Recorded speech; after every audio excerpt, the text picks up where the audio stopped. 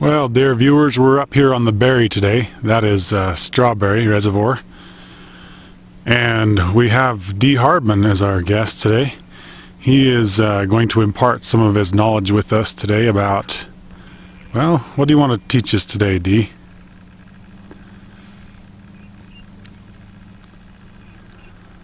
He's thinking deeply. Let's talk about using compasses and watches. All right. You can use a compass to tell time, general time, not specific.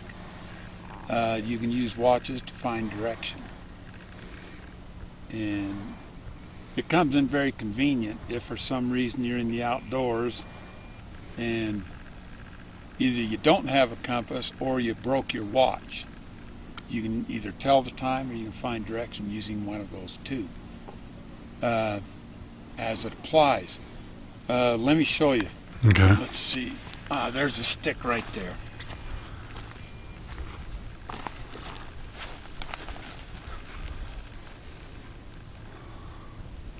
What are you doing? Okay, I've got a stick vertical in the ground. Okay. The shadows you can see is coming over this way.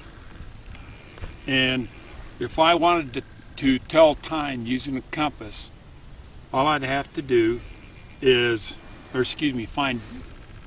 tell time using a compass.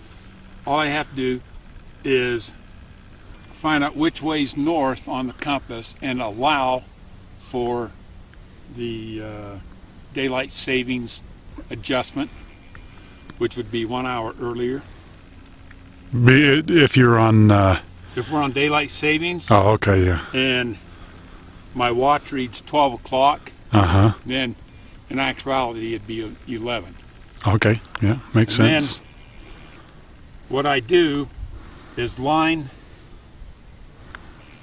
the shadow of this vertical stick with the time that it is, and wherever 12 o'clock on my watch is, I can find it. Okay. That works if you have hands on your watch. Okay. If it's a digital watch, then just think of the fact that if your digital watch reads 11 o'clock, you know that it's divided in fourths, so your 11 o'clock frame will be 2/3 of the way up in this quadrant. North would be this way. Okay. On the other hand, to use a compass to tell time, it's just the same, the basic idea in reverse. You find out where north is, and if north is coming across this way, right here, and you've accounted for daylight savings, then if this is going to be 12 o'clock, you can easily identify this is 6, this quarter is 9, this quarter is 3, and this is about 8 o'clock right here. There's 6, here's 9. Okay. That's 2/3 of the way. All right. So that comes in handy. Great. That's a great tip. The main thing is don't count on your compass alone to find your way in the outdoors. For example, that mountain over there, the one with all the snow on it.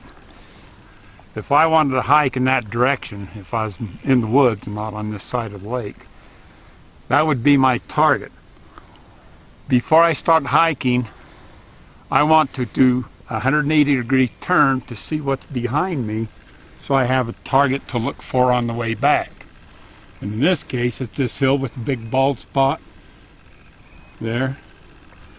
That would be my target point. The bald spot up just above the aspens? In between the... Yeah, okay. You have aspen on top, that big open space.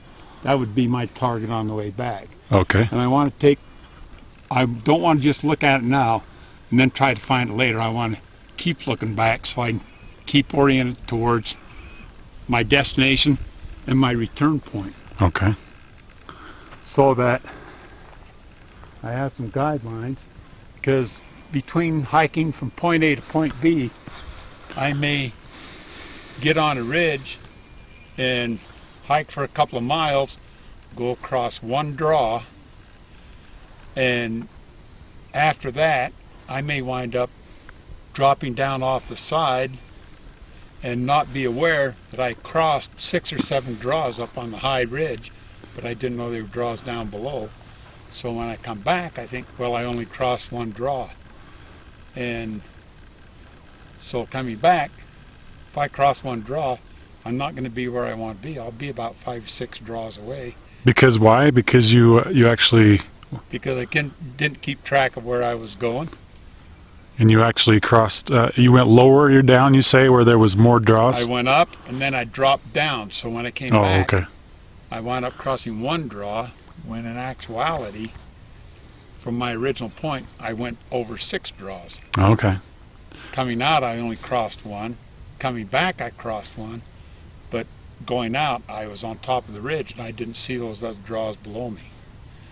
And sometimes that happens, and people get very disoriented. Okay. So those are some things I do to keep from getting too confused in the outdoors. Thank you for your great tips today, and I just wanted to let you know you're very photogenic, and we appreciate your time today, and you've been a great guest. I'm more photogenic with a sack over my head. This is Dee Hardman, folks, and we appreciate his time. We'll let him get back to his fishing because he thinks he's going to catch quite a few fish, and I think he will too. He's a great fisherman as well. Have a great day, and this is the end of our episode.